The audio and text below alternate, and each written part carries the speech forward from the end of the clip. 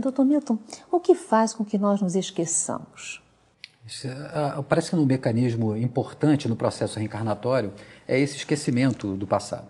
Algumas pessoas, principalmente no meio espírita, têm uma distorção muito grande em relação ao porquê desse esquecimento. Na verdade, o esquecimento, ele, quando se fala que é uma dádiva divina, enfim, ele é importante como uma forma de preservação do equilíbrio psíquico do indivíduo.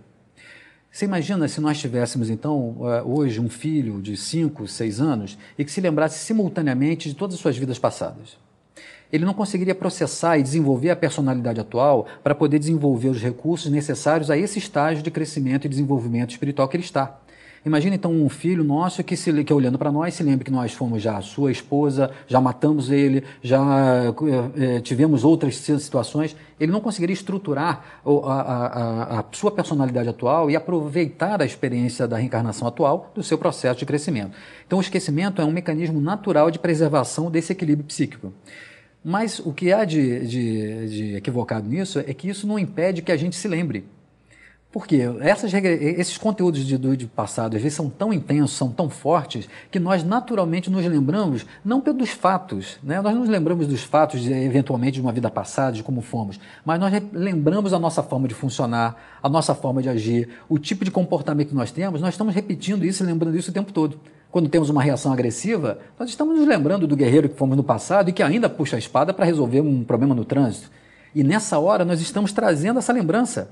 E isso é uma forma de estar muito mais ligados ao nosso passado do que a gente gostaria na maioria das vezes. Agora, com certeza, a lembrança dos fatos, ela é fundamental, a gente esquecer os fatos, ele é fundamental para a gente poder estruturar e aproveitar a reencarnação atual dentro do nosso processo de desenvolvimento. Bem, vamos conversar um pouco sobre os princípios da terapia de vidas passadas. Como o senhor falou, é perigoso ficar mexendo no passado? Não, não é perigoso, por quê? É exatamente por conta disso que a gente costuma falar, né? Eu costumo dizer, brincar com os espíritos, falar assim, espíritas, sossegai-vos, né? Nós não vamos ao passado para lembrar dele. Nós lembramos do passado para esquecer dele. Porque exatamente essa é a proposta da terapia de vida passada, fazer com que o indivíduo possa perceber, a nível consciente, o que ele vem repetindo desse passado inconscientemente, mas que está inadequado com o seu processo de crescimento e transformação enquanto espírito.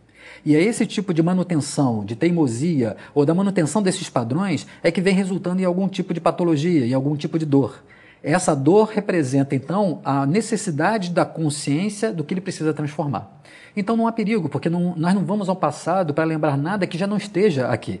Só que, muitas vezes, a forma mais fácil da gente poder fazer com que a pessoa possa identificar com o que ela repete é ela se recordando em que momento isso começou. Em que momento houve um trauma que trouxe aquela carga emocional que faz com que a gente tenha um medo excessivo de alguma experiência, de uma iniciativa, de uma decisão. Ou então, a manutenção de um comportamento, de uma reação agressiva, quando a gente quer impor a nossa vontade. Então, na verdade, a regressão é um recurso, é um artifício para tornar aquele indivíduo consciente do que ele vem repetindo daquele personagem do passado.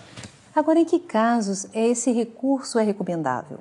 É justamente naqueles casos em que você percebe um comportamento inadequado, você percebe que tem uma reação exagerada, desproporcional e que, apesar do indivíduo conhecer e entender racionalmente, conscientemente, ele não consegue mudar.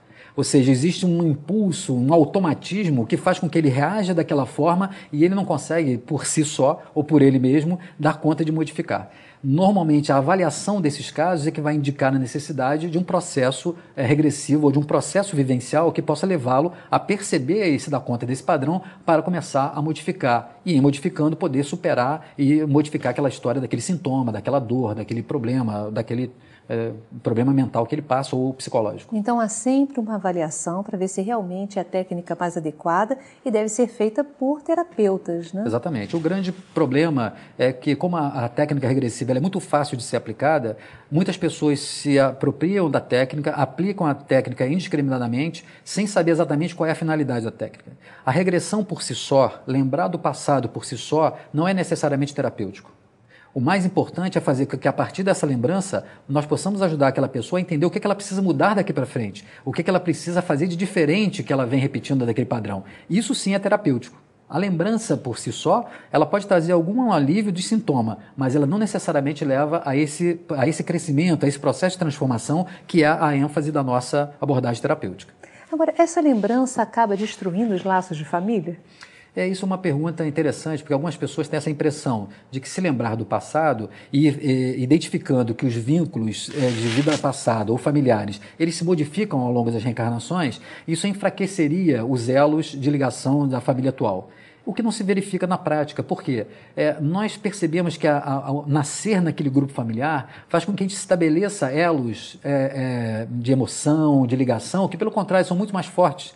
Ao invés de a gente enfraquecer os laços familiares, a gente amplia, porque a gente começa a perceber que muito mais do que os laços materiais, nós estamos falando de laços espirituais, laços de afeto, laços de ligações, de respeito, de consideração, e que nos levam a um sentido de irmandade, de fraternidade, de ligação, muito mais amplos do que apenas da consanguinidade. Então, eu acho que é ao contrário, ao invés de reduzir os elos familiares, eles nos dão uma condição de consciência muito maior da responsabilidade que nós temos em relação a cultivar e a preservar esses elos, não só para a vida que nós estamos encarnados, mas como possibilidade de vínculos espirituais eternos. Agora, existe um temor natural, compreensível da morte, do fenômeno do desligamento do corpo físico. A terapia de vidas passadas deve oferecer algumas experiências nesse sentido, claro, né? Da pessoa relembrar de um processo de desencarnação. Isso é bom?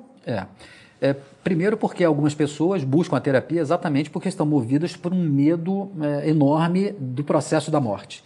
E normalmente nesses casos está associado exatamente a algum tipo de morte traumática, onde o sofrimento foi de tal ordem que elas hoje, reencarnadas, inconscientemente temem voltar a passar por algo daquele porte. Mas normalmente não é o tema principal das pessoas. Mas é um que a gente chama objetivo secundário, um ganho secundário que a gente tem no processo terapêutico com a regressão. As pessoas começam então, no nosso processo, nós sempre levamos o nosso cliente a reviver o momento da morte daquele personagem daquela vida passada. Por vários motivos. Um deles é porque ela percebe então que aquela vida terminou de fato. E ela então hoje, sendo uma outra pessoa, ela tem a consciência de que ela pode estar repetindo um padrão, mas que se encerrou naquela reencarnação. Mas o ganho principal é que, a partir do momento que eu, hoje, encarnado, eu começo a observar que a vida continua depois que eu morro, eu continuo estando na minha individualidade íntegra e que eu levo as consequências disso, eu, ao contrário, relativizo a experiência da morte, o que eu passo a perceber que, muito mais importante do que o termo daquela encarnação, está a realidade da vida espiritual. Então a gente passa, na maioria das vezes, a olhar para o fenômeno da morte de uma forma muito mais natural, muito mais compreensiva e procurando aproveitar muito mais a oportunidade da encarnação do que antes, quando a gente fica movido por esse temor. Né? A gente fica com tanto medo da morte que acaba não vivendo a vida. Né? Me fala um pouquinho sobre essa diferença entre a individualidade e as personalidades. Isso. A individualidade, a gente considera a individualidade do espírito, né? Nós, enquanto individualidade, seres espirituais. E que necessitamos das personalidades, porque a partir dessas personalidades, desses fragmentos em que nós manifestamos a nossa individualidade, é que nós temos condições de aprender alguns aspectos importantes sobre a vida. Não só sobre a vida objetiva, mas sobre nós mesmos, sobre aquilo que é importante para nós enquanto espíritos, sobre os valores que são importantes para a movimentação, para o crescimento, para a nossa tomada de consciência. Então, as personalidades nós consideramos esses momentos em que nós estamos vinculados a um corpo, tendo então uma característica desse corpo, transitamos numa determinada família, estamos numa cultura, então nós estruturamos essa personalidade, é o ego. Agora, essa construção e esse somatório de experiências é que vão enriquecendo o despertar da nossa individualidade, do nosso potencial enquanto espíritos. Suas palavras finais, Milton. Bom, eu acho que é importante, quando a gente fala num tema como esse, nós podermos compreender que a lógica da reencarnação nos convida a ampliar a nossa compreensão enquanto espíritos dos desafios que nós temos de crescimento, de compreensão maior dos nossos valores, da consciência do que nós estamos fazendo aqui, de qual é o nosso destino de felicidade. Quando a gente aproveita e compreende esse processo, nós enriquecemos e aproveitamos a vida como forma de crescimento espiritual. E eu acho que isso que é um aspecto importante que poderia ficar para a mensagem para o público. Obrigada, Dr. Milton, pela sua presença no nosso programa. Eu que agradeço, Silvia.